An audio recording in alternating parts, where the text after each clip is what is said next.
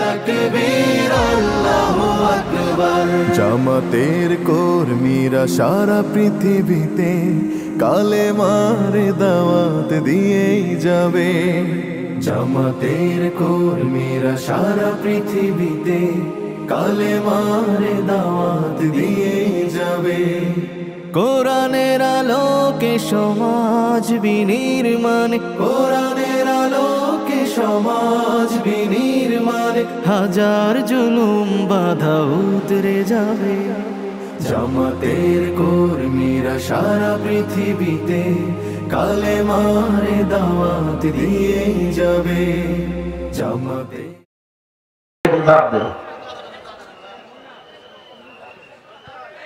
فقد قال الله تعالى في كلامه المجيد وبرهانه التوحيد: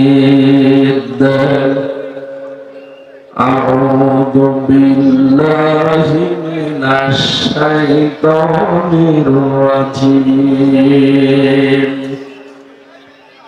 بسم الله الرحمن الرحيم.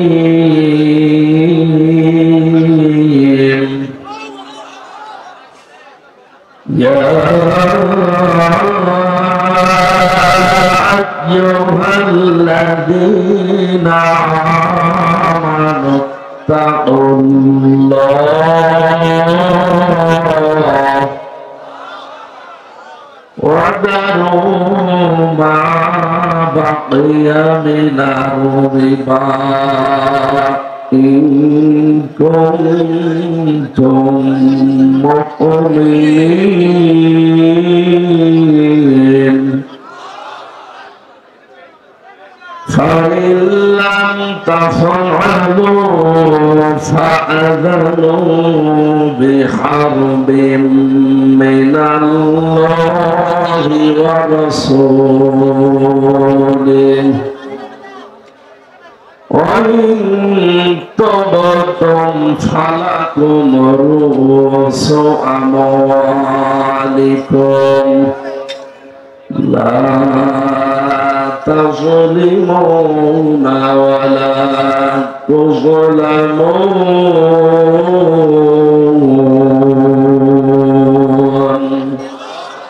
صدقت يا ربنا. اللهم صل على مولانا محمد.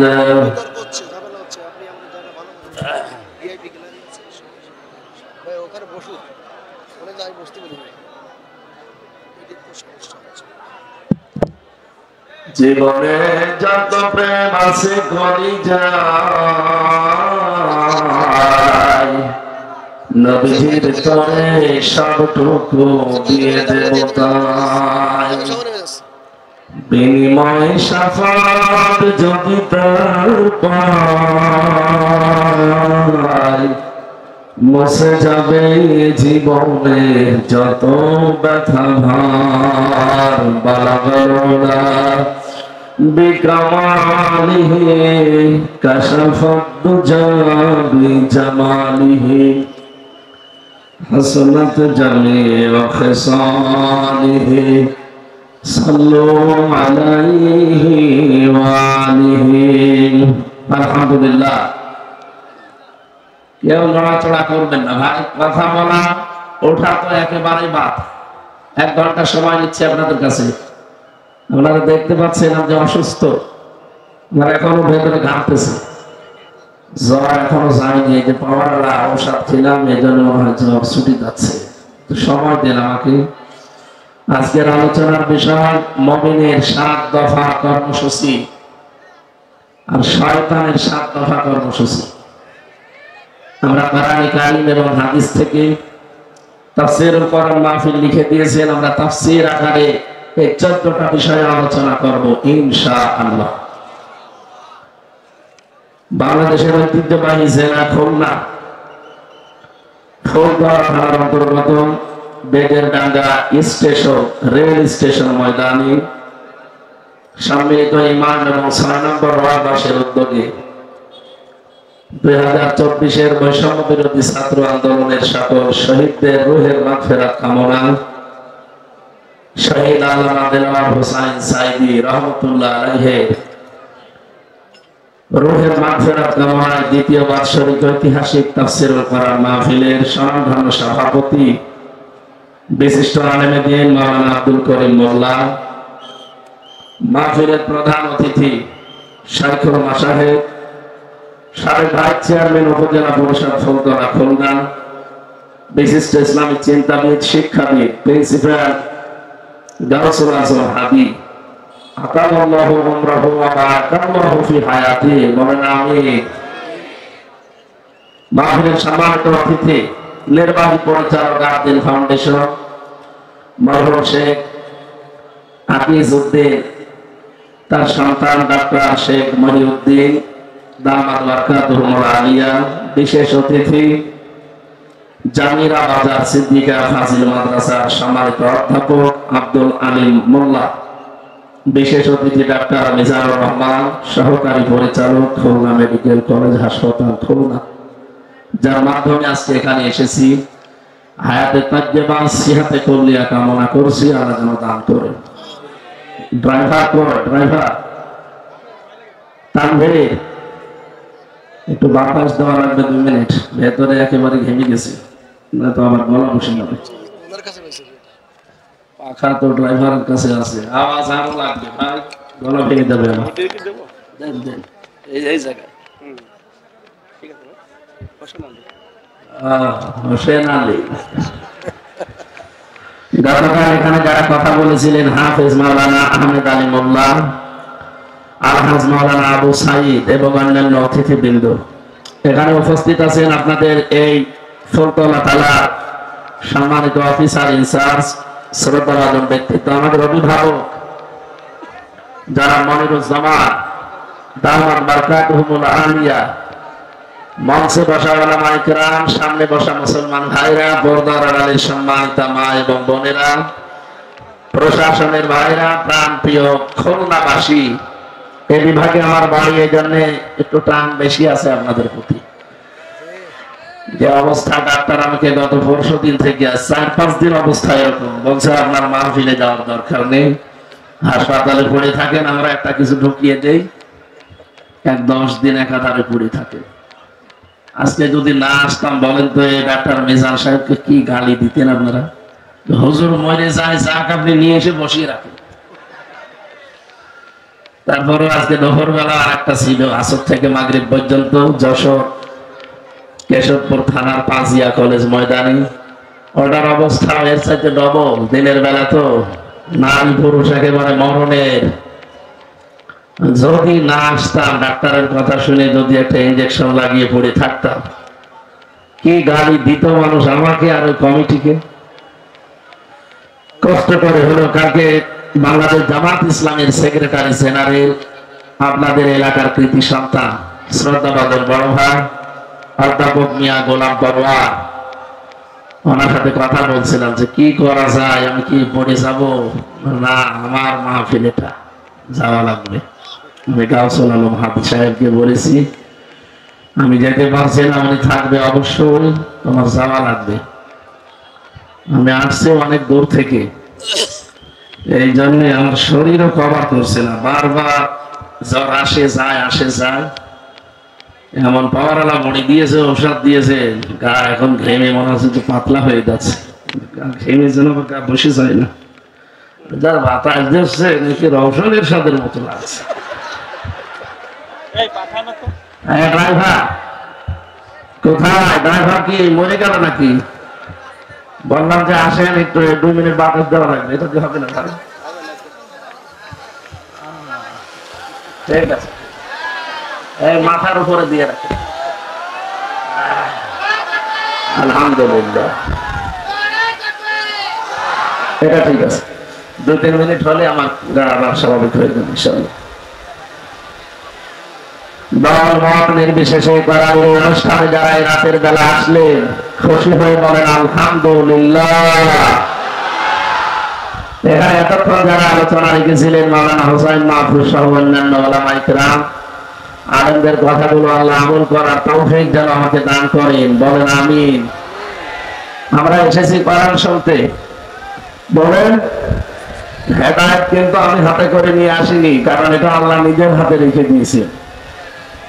রব্বুল আলামিন বলেন, ইন্নামা আনতা মুদাক্কির লাস্তা আলাইহিম বিমুসাইতির।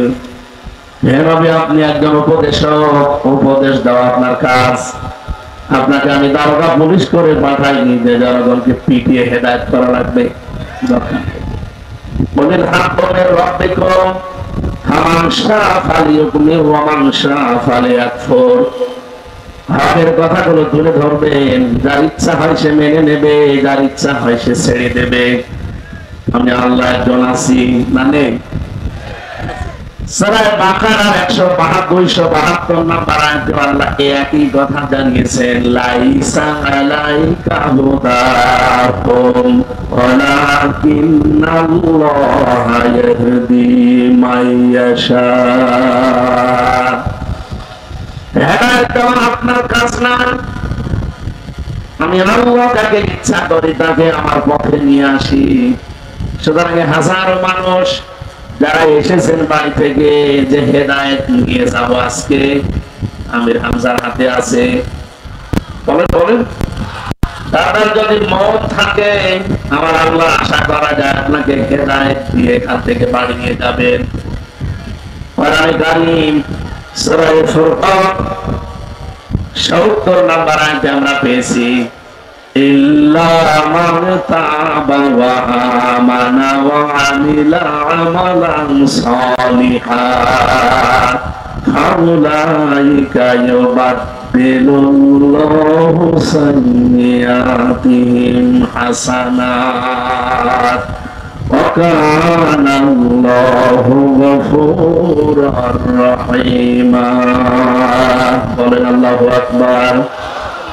খুব ভালো করে শুনবেন, আল্লাহ পাক বলেন যারা এই নিয়ত নিয়ে বাড়ি থেকে আসে আজকে তওবা করে ভালো হয়ে যাব, এই নিয়ত যারা এই নিয়ত নিয়ে বাড়ি থেকে বের হয়েছিলেন যে আল্লাহ আজকে যাচ্ছি বেজের রেল স্টেশন ময়দানে কোরআনের তাফসীর শোনার জন্য, আজকে আমি ভালো হয়ে যাব, এই নিয়ত যাদের ছিল, রব্বুল আলামিন বলেন আমানা ওয়া আমিলা আমালান সালিহান। দ্বিতীয় নম্বর দ্বারা এই নিয়ত নিয়েছিল যে যা শুনবো তার উপরে আমরা বিশ্বাস করব, আর ভালো ভালো কাজ দুনিয়ায় যা আছে এগুলোতে আমরা আঞ্জাম দেব। এই মানুষগুলোর জন্য আমি আল্লাহ একটা বিষয় লুকিয়ে রেখেছি, এই জন্য আল্লাহ এদের মাঝে উলাইকা দিয়েছেন, ইসমে ইশারা এটা। রব্বুল আলামিন বলেন ফাউলাইকা, এই যে বেজের ডাঙ্গা রেল স্টেশন ময়দানে যে মানুষগুলো বসে আছে, এই মানুষগুলো কি? এই মানুষগুলো কি? আল্লাহ পাক বলেন এই মানুষগুলো কি জানো? ফাউলাইকা ইউবাদদিলুল্লাহু সাইয়্যাতিহিম হাসানাত। এদের পেছনে যত অপরাধ ছিল আমি আল্লাহ সবগুলো বদল করে নেকি বানিয়ে দেব। আরো জোরে বলেন সুবহানাল্লাহ। এটা না সব আমার ভাইরা, আমরা এই আয়াত থেকে কয়েকটা তথ্য পেয়েছি। বাড়ি থেকে আসার সময় যাদের এই নিয়ত ছিল যে আমরা আজকে তাওবা করে ভালো হয়ে যাব, এই নিয়ত আমরা, আমার বিশ্বাস যে আমাদের কম বেশি সবার আছে না নেই? সবার আমাদের আশা আছে আমরা আজকে তাওবা করতে ভালো হয়ে যাব। তাওবাটা কি এটা অনেক মানুষ কিন্তু আমরা আন্দাজে করে থাকি। বাস্তব সত্য কথা বলছি, জেলখানায় 3টা বছর ছিলাম আমি, এনার মতো এক বছর ছিল আমার সাথে জেলে। উনি একদিন এসে ফাঁসির ওই কন্ডেম সেলের ভেতরে দেখা করলো। আমার বলছে হুজুর আমি একটা তাওবা করেছি, আমার তাওবা কত দূর হয়েছে আপনি দেখেন। ঠিক আছে, যে নির্বাচন গেল, এই নির্বাচনের আগে রাত 12টার পর থেকে আমি আমার দল বল নিয়ে ভোট কাটা আরম্ভ করলাম। যা সত্য তাই বলছি, আপনি আবার রাগ করেন না। কারণ এরকম কাজ আপনারা করেছেন, এটা জাতি জানে, সামনে আর করবে না ইনশাআল্লাহ। আর এগুলো হওয়ার সম্ভাবনা, কারণ যে ডাইনি ছিল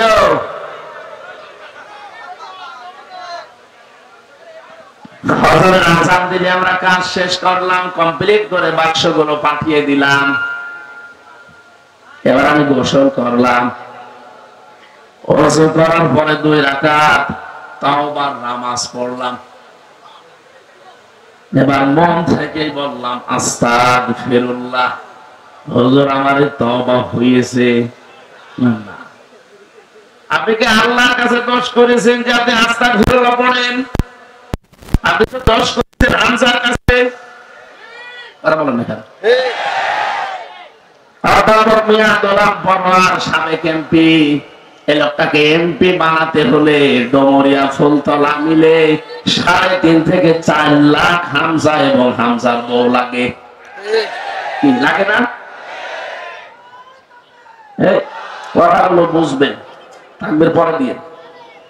তাই বলে আমি বলছি না যে 2 আসনের ভেতরে 2 থানায় যা আছে সব আমার বউ না।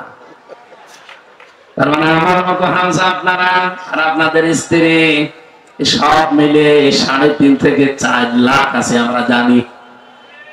এই 4 লক্ষ মানুষের কাছে আপনি দোষ করলেন, অপরাধ করলেন, যদি মাপ পেতে চান এদের কাছে গিয়ে আপনি স্বীকার করেন যে আমার ভুল হয়ে গেছে।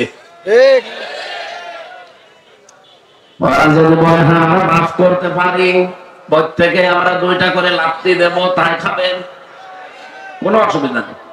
কারণ আপনাকে তো মাপ পাওয়া লাগবে। একটা জালেমাকে টিকিয়ে রাখতে গিয়ে আপনারা কত নিচে নেমেছেন। আমার বয়স এখন 33 বছর। 18 বছর থেকে যদি ভোট দেওয়া আরম্ভ করতাম আমি 3 বার ভোট দিতে পারতাম, 1 বারও পারিনি। তার মানে এই দেশে 3 বারে কোনো নির্বাচন হয়নি। হ্যাঁ হয়েছে, নির্বাচনের নামে প্রহসন।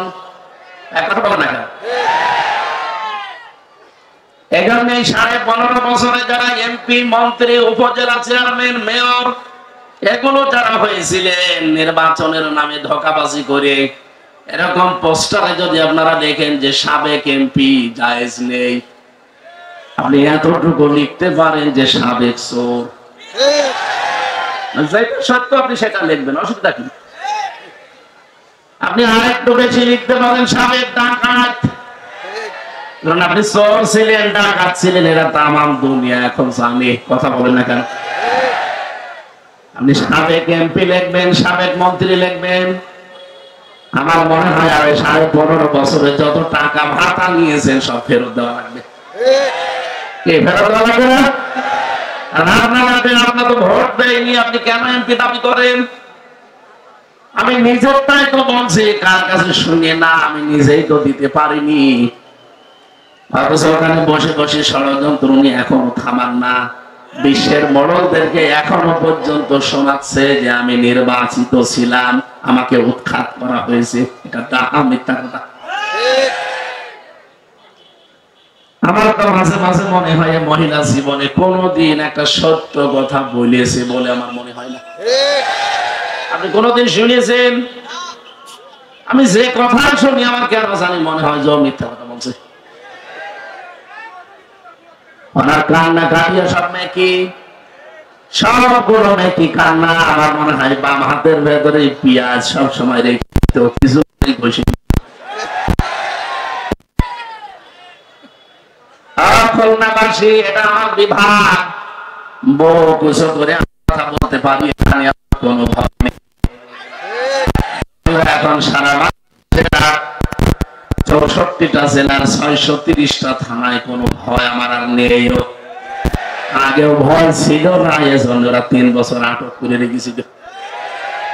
তারপরে ওরা যা যা বলেছিল যদি মেনে নিতাম 3 বছর না 3 দিনই আমি বেরিয়ে চলে আসতাম। আমার বলেছিল যে এগুলো শুধু ম্যাজিস্ট্রেটের কাছে যে বলবেন, আপনাকে আমরা ইসলামী বিশ্ববিদ্যালয়ে আপনি আছেন, ওখানকার ওলামা লীগের সেক্রেটারি বানিয়ে দেব। কর্তা লীগের সেক্রেটারি হওয়ার দরকার নেই, আপনারা দিয়ে দেন, দেখি কতদিন থাকা লাগে। ও শয়তানরা যে এতদিন রাখবে কে জানে। অথচ মামলা একটা ঠনকো মামলা দিয়েছিল সন্দেহ ভাজক। এই মামলায় 3টা বছর লাল কালি দিয়েছিল আমার এই ফাইলের উপরে। যে বিচারকই দেখে বলে না, এ মামলার কোনো জামিন নেই। অথচ এই যে আগস্টের 5 তারিখের পরে এ মামলাটা তুলতে দেরি, আদালত বলছে কি দেখি বিচার করব, কোনো মাল নেই, জামিন দিয়ে দিলাম। শুধু জামিন না, বলছে একেবারে খারিজ করে দিলাম মামলা। বলতে গেলাম যে আদালত 3 বছর এই মামলা তো আপনার কাছেই ছিল, তখন তো বলেনি যে মাল নেই। এখন হঠাৎ করে শুধু মামলা না সব খারিজ করে দিচ্ছে। উনি এইটাই বলতো যে হুজুর আমার হাত বাঁধা ছিল। কথা বলে না কেন? এখন আমার হাত বাঁধা নেই, যেটা সত্য আমি সেটাই করেছি। এদেশটার বিচার ব্যবস্থা কোথায় নিয়েছে?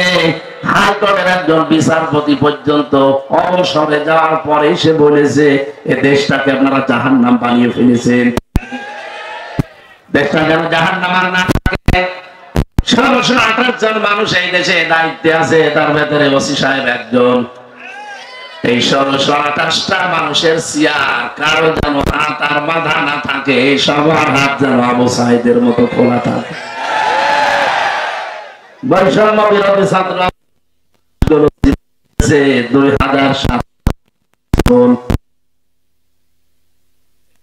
যেন শাহাদতের মর্যাদা দান করেন।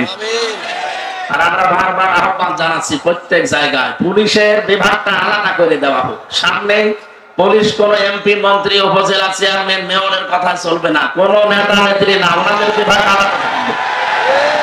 ওনারা চলবে, ওনাদের কমান্ড যেটা আছে আইজি বলবে সে অনুযায়ী, কোন নেতা নেত্রীর কথা চলবে না। এটা সারা দেশে আমরা বলছি, সব আলেমরা এইটাই দরকার, নয়তো ওনাদের হাত আবার বাঁধা হয়ে যাবে। কি কথা বলেন না কেন? আলেমদেরকে প্রধান উপদেষ্টা মাঝে মাঝে ডাক দেয়, আলেমদের পক্ষ থেকে আমরা 3-4 জনকে পাঠাই, এইটা বলে বলে দেই যে তাদের সাথে একান্তে আপনারা এটা বলবেন। বিশেষ করে প্রশাসনের যতগুলো বিভাগ আছে তারা যেন কোন এমপি, মন্ত্রী, কোন নেতা নেত্রীর কথা না, ওনাদের বিভাগটা হবে আলাদা।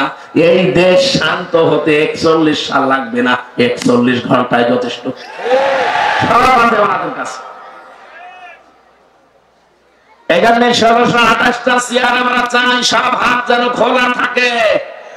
খোলা থাকলে আমার মতো ন্যায় বিচার সবাই পাবেন। আর যদি হাত হয় বিচারপতির মতো, হুজুর আমার হাত বাঁধা, মূল্য চুরি করে যাবেন, 3 বছর না 30 বছর জেল খাটবেন। এদিকে বিডিআর গুলো প্রশাসনের জেল খাটতেছে আর 16 বছর 17 বছর জেলে আছে। আমি দেখেছি তাদের রাতের বেলার কান্না। মাত্র 16 দিন চাকরি করেছে, এরপর এখন 16 বছর জেল খাটতেছে।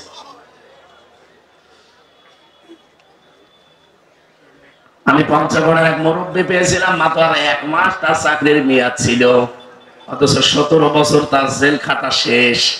মাঝে মাঝে তাহাজ্জুদের নামাজ পড়তে যখন উঠতাম আমরা 2:30-3টায়, ওই মুরব্বী দেখতাম ইনার মতো উঠে একটা চিৎকার করে কান্নাকাটি করতো। আমার মনে হয় তার শব্দটা আরো সে গিয়ে ধাক্কা দিত।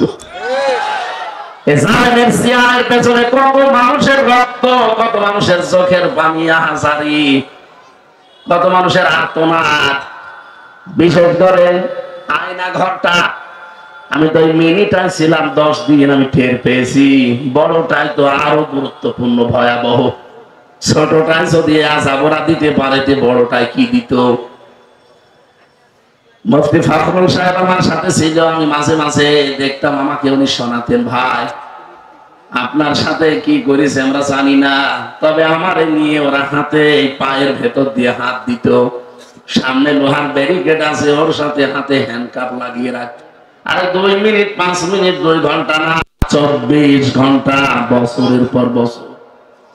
2 মিনিট সময় দিত টয়লেট করার জন্য।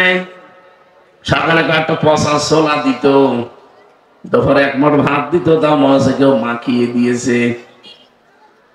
এই কঠিন পরিস্থিতি একদিন, 2 দিন, 5 দিন না 3 বছর একাধারে তার জীবন থেকে গেছে। মাঝে মাঝে দেখতাম ফাঁসির ওই কন্ডেম ছেলে, এমনিতে জায়গা কম, এদিকে 3.5 হাত আর এদিকে 2.5 হাত, মাঝখানে আবার টয়লেট দেওয়া। এতটুকু জায়গায় কাউকে 1 জন 2 জন করে দিত। আমার ঘরে দিয়েছিলে মাওলানাকে, মানে হাত পা ছেড়ে দিয়ে একেবারে 60 পাট হয়ে শুয়ে আছে। আরে ভাই, এভাবে থাকলে আমি করবো কি? মানে তখন বলতো, হামজা ভাই, এই যে শুয়ে থাকা কত বড় নিয়ামত আমি জানি। 24টা ঘন্টা এভাবে আমি বসে থাকতাম। আর জানেমরা বলে যে আমরা কি করেছি। আরে ভাই, আমি নিজে ভিকটিম, আমি তো হালকা পাতলা টের পেয়েছি, তাও তো আমার সাথে সেরকম কিছুই করে নাই, শুধু টাঙিয়ে রেখেছিল। আপনার খুলনার ফুলতলার পাশে কোন জায়গার একটা অফিসার ছিল, শেখ ইমরান, তার বাবা নাকি শুনলাম চেয়ারম্যান ছিল সাবেক। 2 জনে এখন আল্লাহর রাস্তায় চলে গেছে। কোথায় আছেন আপনারা আমরা জানি না। আমি মালয়েশিয়া সেদিন গিয়ে দেখি যে হোটেলে উঠি, শয়তান 2টা নিচে বসে চা খাচ্ছে। কি গো, এখানে বেগম পাড়া বানিয়েছেন কানাডায়, সাহেব পাড়া বানিয়েছেন মালয়েশিয়ায়, সাহেব পাড়ায় থাকবেন না? বুঝো হুজুর, ওখানে থেকে মায়ের খাবো। এদেশেও বাংলার জনগণ আছে, যদি দেখে সাহেব পাড়া ঘরে আছে, পিটিয়ে ভর্তা বানিয়ে ফেলবে। এখানে আপনি আসলেন কি করে? বলছে আমরা আগে একটু হালকা ট্রান্স পেয়েছিলাম, এখানে আগে পালিয়েছি। বৈষম্য বিরোধী ছাত্র আন্দোলনে যে ভাই বোন গুলো জীবন দিয়েছে, বাংলাদেশের অনেকে এখনো তাদের শহীদের স্বীকৃতি দিতে রাজি না। 7 প্রকার মানুষকে নবীজি নিজে স্বীকৃতি দিয়েছে যে তারা শহীদ। 2 পাশে 2 জন আলেম বসে আছে। কেউ যদি পানিতে ডুবে মারা যায়, সে শহীদ হবে, হবে না? কোন মানুষ যদি গাড়িতে চাপা পড়ে মরে যায়, সে শহীদ হবে। কেউ যদি আগুনে পুড়ে মারা যায়, সে শহীদ হবে। কেউ যদি দেওয়াল চাপা পড়ে মারা যায়, সে শহীদ হবে। কেউ যদি সাপে কেটে মারা যায়, সে শহীদ হবে। আর যে লোকটা নিজের জীবন এভাবে সবার সামনে উন্মুক্ত দিয়ে গেল, আরে ভাই, তার কি আমার মতো জানের মায়া ছিল না? কি বলেন? আমি নিজে গিয়েছিলাম রংপুরে আবু সাইদের বাড়িতে। কত মার্জিত সন্তান ছিল ওই বাবা, আমাকে হাত ধরে ধরে অনেক কথা শোনাচ্ছিল, তার জীবনের গল্পগুলো। ছেলে এই হবে, এই হবে, কত আশা নিয়ে ছেলেকে, এত গরিব মানুষ। আর ভাই, জীবনের মায়া নেই কার? প্রতিটি জীবের ভেতরে তার জীবনের মায়া আছে। একটা ছেলে একেবারে জীবনটা এভাবে উন্মুক্ত করে দাঁড়িয়ে আছে, হাতে নিয়ে জীবন অত সহজ? আপনি একটু জানতে দেখে। এখানে শহীদ এই শব্দটা আমি খুব গুরুত্ব নিয়ে বলি সবসময়। শহীদ যারা হয়েছে তাদেরকে কেউ যদি বলে না উনি শহীদ না, আপনি মুখ দিয়ে কথা বলতেও পারবেন না। এই বাংলাদেশে আজ পর্যন্ত আপনি দেখেছেন শহীদ জিয়া, শহীদ শেখ মুজিব কেউ বলে না? আমি আগে শুনিনি, কিন্তু জিয়ার নাম শুনলেই মানুষ আগে একটা শব্দ জুড়ে যায়, শহীদ জিয়া। কারণ শহীদ হওয়ার জন্য যে সমস্ত কাজ গার্বলগুলো করা লাগে, তার অনেক কাজ তার জীবনে আমরা পেয়েছি।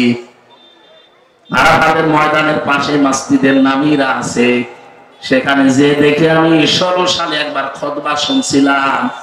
কাবা ইমাম খুতবা দিতে গিয়ে বাংলাদেশের সাবেক প্রেসিডেন্ট শহীদ জিয়াউর রহমান তার জান্নাতের মাকাম কামনা করছিলেন খুতবার ভেতরে। আপনি জায়গাটা চেনেন, আরাফাতের ময়দান। উনি আরবিতে যে কথাগুলো বলছিলেন, তার বাংলা সামারাইজ এইটা। লক্ষ লক্ষ মানুষকে যেই লোকটার মাধ্যমে এই নিম গাছ বা জিয়া গাছ বলে ওদের, সাজারত জিয়া, এই গাছের কারণে তাদেরকে ছায়া দেওয়ার ব্যবস্থা হয়েছে। আল্লাহ, তুমি ওই শহীদ জিয়াকে মাফ করে দিও। আরাফাতের ময়দানের দোয়া কবুল হয়, এটা নবীজির হাদিস। কত লক্ষ লক্ষ হাজিরা, শুধু বাংলাদেশ না, সারা বিশ্ব থেকে যে ওই জায়গায় হাজির হওয়া লাগে। আমি নিজেও ওখানে হাজির ছিলাম, ওই গাছের নিচে। ইমাম সাহেব দোয়া করছে খুতবার ভেতরে আমাদের এই শহীদ জিয়ার নামে। অথচ আমি আজ পর্যন্ত পৃথিবীর কোন জায়গায় শহীদ জামানা থেকে কথা বলছে না, সর্বশেষ ওনার মেয়ে দিয়ে শেষ হয়ে গেল। এই বাংলায় আর কোনদিন কোন স্বৈরাচার তৈরি হবে না ইনশাআল্লাহ। তৈরি যারা হতে না পারে সেই ব্যবস্থা করা লাগবে। কথা বলেন, এদেশের ৩০০ জন এমপি তারা যেন প্রত্যেকে আল্লাহ কোরআন কারীম বুকে নিয়ে সংসদে যেতে পারে সেই ব্যবস্থা আমাদের করা লাগবে। এটা যদি আপনার কাছে রাজনীতি মনে হয়, হ্যাঁ এটা আমার রাজনীতি, কারণ এইটা যতদিন সংসদে না যাবে অন্তত ৩০০ এমপির ভেতরে ১৫১ জন এদেশ থেকে একটা অন্যায় ওয়াজ করে আপনি বন্ধ করতে পারবেন না। আমির জামাত ডক্টর শফিকুর রহমান হাফিজাহুল্লাহ ঘোষণা দিয়েছেন অলরেডি, এই দেশে যদি কোরআন সংসদে যায় ৫৬,০০০ বর্গ মাইলে সাদাবাজ এই শব্দটা থাকবে না। এই শব্দ দেশে আছে না? পুলিশ হয়রান হয়ে যায় এদের ধরার জন্য। ওদের ডিউটির ভেতরে মনে হয় ২৪ ঘন্টা ডিউটি, ৮ ঘন্টায় কাটে এই সরকারের পেছনে। ওই সময়টা জনগণের পেছনে তারা দিতে পারবে। সত্যি কথা বলছি, যদি কোরআন সংসদে যায় এবার সর্বপ্রথম এদেশ থেকে সাদাবাজি ঝাড়িয়ে বিদায় করা হবে ইনশাআল্লাহ।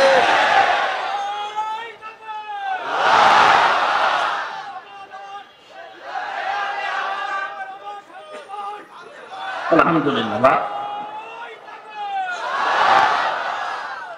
আমি আবার দুইটা তথ্য বলছি, জ্ঞানী মানুষ যারা খেয়াল করবেন, অনেক আলেম পর্যন্ত নাম নিয়ে এখন বলছে না শহীদ আবু সাইদ বলা যাবে না, শহীদ শান্ত মুগ্ধ আমিন, রায়হান ফয়সাল এদেরকে বলা যাবে না, ওরা নিজেরা যে বুক পেতে দিয়েছে। আপনি দেন তো দেখি, পুলিশের কাছে যে এখন অস্ত্র আছে দেন তো দেখি। জীবনের মায়া নেই কার, পিপিলিকার জীবনের মায়া আছে, এখন বলছে না কেন? আর সে বিশ্ববিদ্যালয়ের ছাত্র, তার কত আশা আকাঙ্ক্ষা ছিল বলুন তো। তার বাবার কাছে বসে বসে আমি প্রায় 10 মিনিট কথাগুলো শুনছিলাম, অঝরে কান্নাকাটি করছে। আর আমি আন্দাজে বলেন না, ও নিজে বুক পেতে মারা গেছে। শয়তান! শহীদ যারা আন্দাজে বলবেন না যে মরে গেছে, শহীদ যারা এদেরকে কেউ মৃত না বলে, এজন্য আল্লাহ মুখের উপরে নোটিশ দিয়েছেন। সূরা বাকারার 154 নম্বর আয়াতে আছে, ওয়ালা তাকুলু লিমান ইউকতালু ফি সাবিলিল্লাহি আমওয়াত বাল আহইয়াউ ওয়ালাকিন লা তাশউরুন। রাব্বুল আলামিন বলেন, পৃথিবীর মানুষেরা কোনদিন এই কথা বলবা না যে শহীদ যারা হয়েছে মরে গেছে। কে বলছে? বলে বলে তারা জীবিত, তোমরা টের পাও না। তাই আল্লাহ বলেন মুখের পরে মানুষ যেহেতু ধারণা করতে পারে অন্তর দিয়ে, এই জন্য অন্তরের উপরও আমি সিলগালা করে দিলাম, অন্তরে ধারণাও করবি না। ওয়ালা তাহসাবান্নাল্লাযীনা কুতিলু ফি সাবিলিল্লাহি আমওয়াতা বাল আহইয়াউন ইনদা রাব্বিহিম ইরযাকুন। সূরা আলে ইমরান 169 নম্বর আয়াতে আছে, আল্লাহ বলেন ধারণাও করবে না অন্তরে যে যারা শহীদ হয় এরা মরে গেছে, না এরা জীবিত এবং আমি নিজে তাদেরকে রিজিক দেই। আজকে এখানে ওসি সাহেব পর্যন্ত বসে আছে মানিরুজ্জামান, এই দুইজনকে বলছি যদি ওনারা এখন মারা যায় আর যদি ঈমান নিয়ে মরে যায় কবরে দিয়ে দেবেন, এখন থেকে ঘুমিয়ে পড়বে, কিয়ামত পর্যন্ত ঘুমিয়েই থাকবে। যেদিন ইসরাফিল ফৎকার দেবে সিংহায়, সেই দিন ওনারা জেগে উঠবে, এর মাঝে আগে পরে আর কিছু নেই। কথা বুঝে? কিন্তু যে মানুষগুলো শহীদ হবে, এ মানুষগুলো কবরে দেওয়ার পরে ঘুমাবে না। আল্লাহ পাক বলেন আমি নিজে তাদেরকে রিজিক দেই। বলেন তো ঘুমিয়ে থাকলে খাওয়া লাগে? বলেন বলেন, জেগে থাকলে? তার মানে কবরে দিতে দেরি, ও জেগে যাবে, কিয়ামত পর্যন্ত আল্লাহ ওকে খাওয়াবে। আর খেলে যেহেতু রক্ত তৈরি হয়, হয় না? খাবার যে খান আপনারা ডাক্তার বসে আছে, 5টা জিনিস শরীরের ভেতরে তৈরি হয় খাবার দিয়ে। খাবারের নির্যাস দিয়ে তৈরি হয় পিত্ত রস, যেটা দিয়ে মানুষের খাবার হজম হয়। 2 নম্বরে খাবার দিয়ে তৈরি হয় রক্ত, 3 নম্বরে তৈরি হয় বীর্য, যেটা আপনার শরীরকে সুঠাম রাখে, শক্তিশালী রাখে, 4 নম্বরে তৈরি হয় মল, 5 নম্বরে প্রসাব।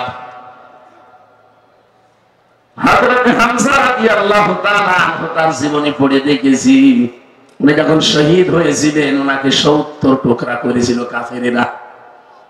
নবী তার লাশগুলো টুকরা অনুসন্ধান করে করে সাহাবীদের দিয়ে সবগুলো পেয়েছিলেন, কিন্তু 3টা টুকরা পাননি। যে 3টা পাননি নবীদের চাদর দিয়ে ঢেকে দিলেন, পাহাড়ের লতা পাতা দিয়ে তাকে মাটির ভেতরে কবর দিয়ে দিলেন। শহীদের কোনো ধোয়ানো লাগে না, কিয়ামতের দিন ওই ক্ষত চিহ্ন গুলো নিয়ে এসে উঠবে। 30টা বছর পার হয়ে গেছে কবরে। মদিনা একবার বিশাল ঢল হয়েছে, ঢলের কারণে তার কবর ভেঙে গিয়েছে, রক্ত আসতেছে পানির ভেতর দিয়ে। ছোটবেলায় তার সাথে যারা জিহাদ করেছিল, যুদ্ধ করেছিল, তারা আজ মুরব্বী হয়ে গেছে। ওই মানুষগুলো কয়েকজন যারা বেঁচে ছিল, রক্ত অনুসন্ধান করে দেখে 30 বছর আগে মুহাম্মদুর রাসূলুল্লাহ সাল্লাল্লাহু আলাইহি ওয়াসাল্লামের আপন চাচা হযরত হামজা, তিনি যে শহীদ হয়েছিলেন, যে সমস্ত জায়গায় কাফেররা কোপ দিয়েছিল, টুকরা টুকরা করেছিল, ওই জায়গা দিয়ে এখনো তাজা রক্ত ফিনকি দিয়ে বের হচ্ছে।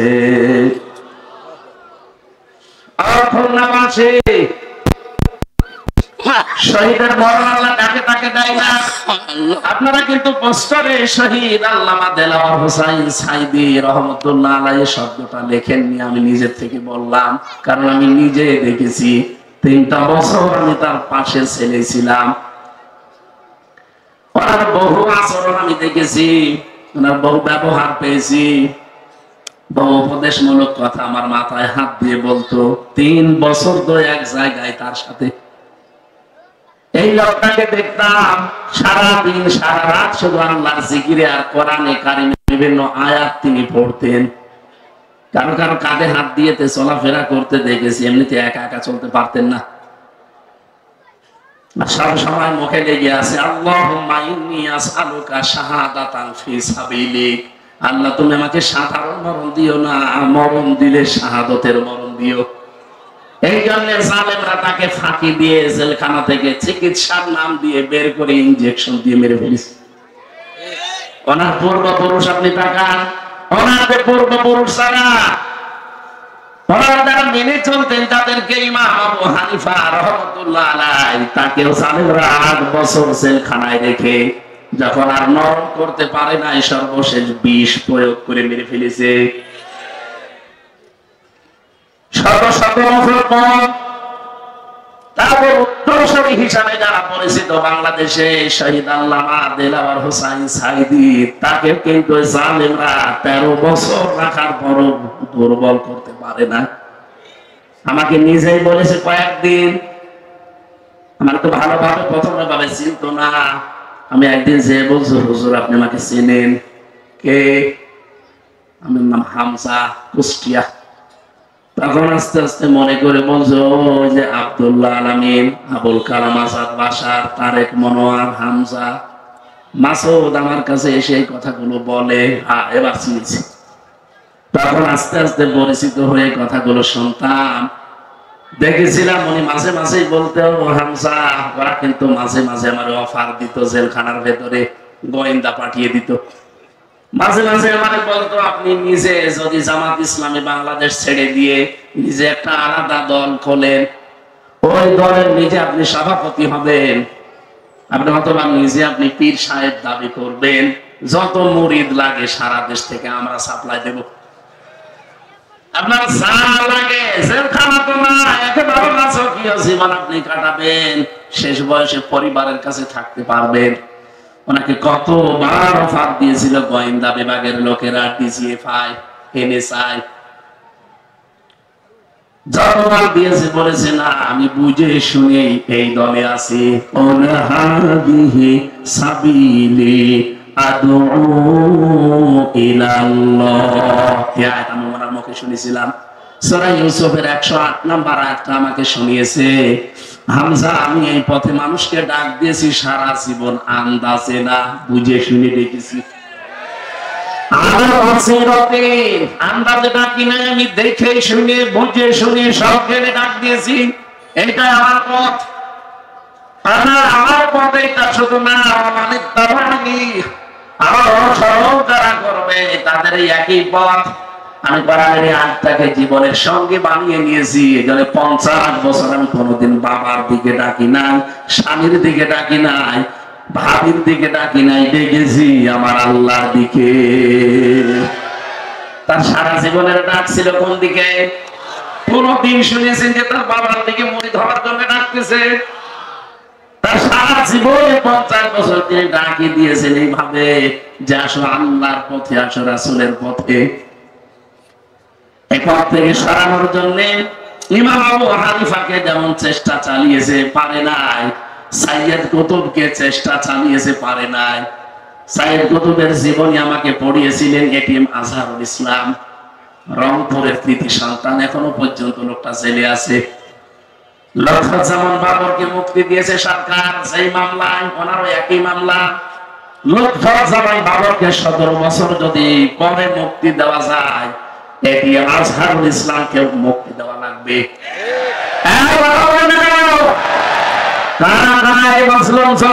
মুক্তি চান দেখে লিল্লাহি তাকবীর।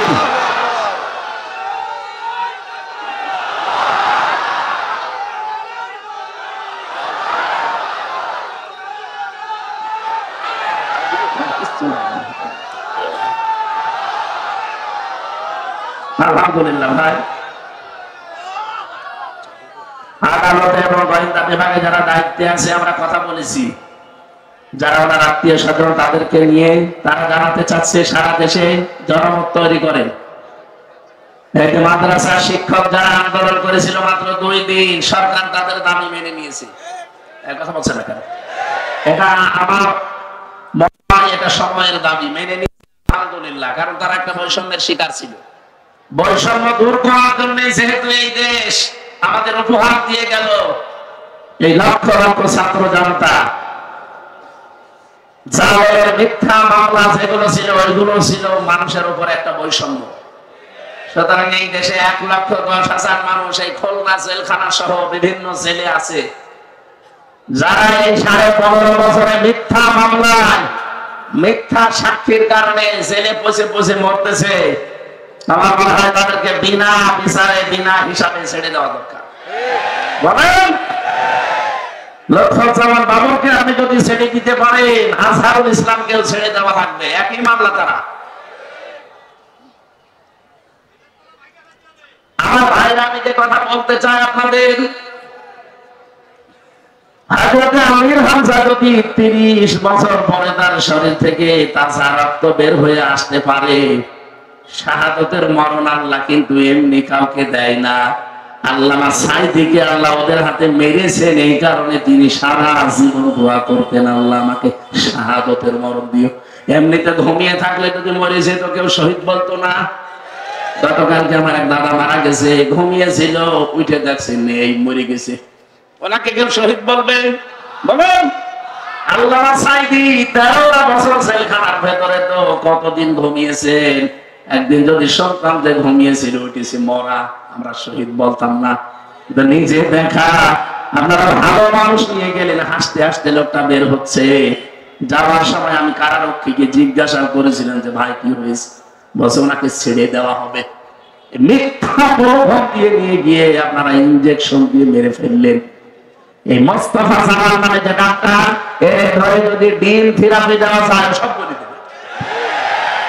কাকে কাকে কেন কেন কি কারণে কার ইশারা এগুলো করেছে সব জানি। শয়তান আছে কোথায় এখন? পালিয়েছে দেশের বাইরে। আমার ভাইরা, যে কথাটা তুলছিলাম এই কথাটা শেষ করি।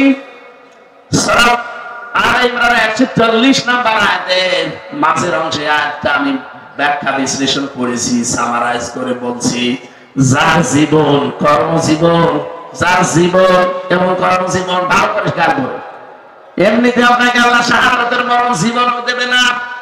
যার জীবন এবং যার কর্মজীবন আমার আল্লাহর কাছে পছন্দ হবে, যার প্র্যাকটিক্যাল লাইফটা আল্লাহর ভালো লাগবে, ওয়ালিয়া'লামাল্লাহুল্লাযীনা আমানু ওয়া ইয়াত্তাখিযা মিনকুম শুহাদা।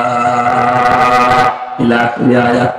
তোমাদের ভেতরে যারা ঈমান আনে এবং ঈমানের দাবি অনুযায়ী যে মানুষগুলো আল্লাহর পছন্দ হয়, ওদেরকে আল্লাহ সাধারণভাবে মরণ দেয় না, মরণ দেয় শাহাদাতের মরণ।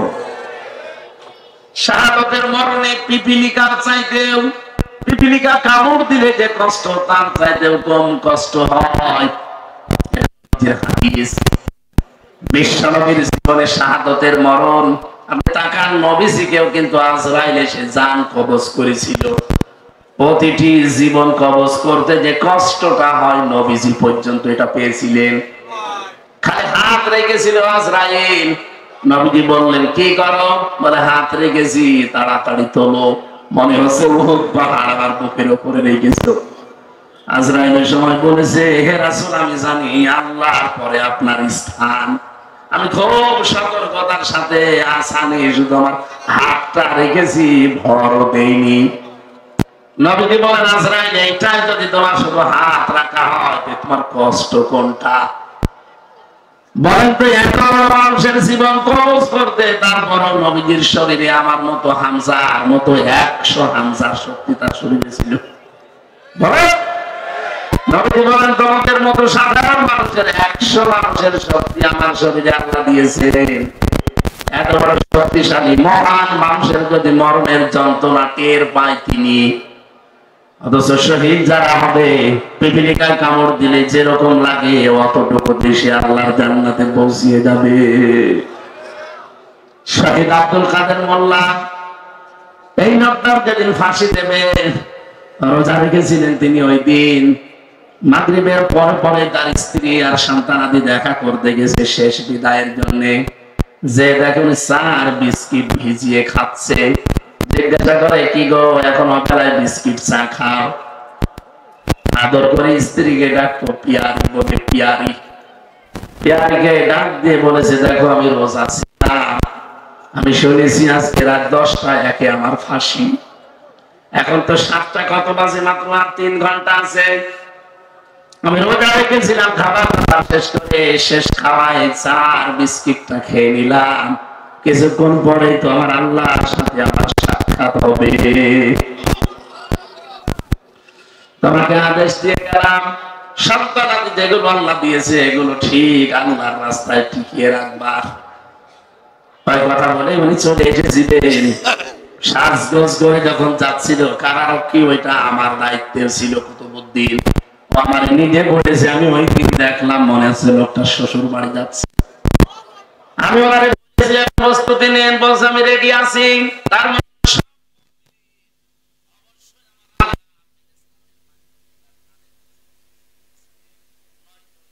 তুলে ধরলাম, আপনি এটা দেখতে থাকেন আর আসতে থাকেন।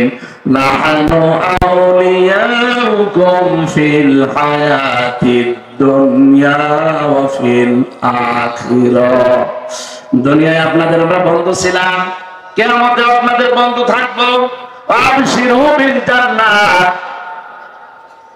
আল্লাতী কুনতুম তুআদুন ওয়া লাকুম ফিহা মা তাশতাহি আনফুসুকুম ওয়া লাকুম ফিহা মা তাদউন। এমন জান্নাতে আপনাদেরকে আমরা পৌঁছিয়ে দেওয়ার জন্য এসেছি, যে জান্নাতের ভেতরে যাওয়ার আগে এই জিনিস পাওয়া যায়। বলেন সুবহানাল্লাহ। নুজুলাম মিন গফুরির রহিম। দয়াময় আল্লাহর পক্ষ থেকে এটা একটা মেহমানদারি। আল্লাহ যেন এই মেহমান হিসাবে সবাইকে কবুল করেন, বলেন আমিন। সূরা বাকারা 278 নম্বর আয়াতটা আমরা পড়েছিলাম। আমি আবার বলছি, হেদায়েত আমি সাথে করে নিয়ে আসি নাই। যারা ভালো হওয়ার নিয়তে এসেছেন, মন যদি আপনার থাকে, আজকে মুমিনের 7 দফা কর্মসূচি কোরআন থেকে শুনবেন, আশা করছি আপনি হেদায়েত পেয়ে যাবেন।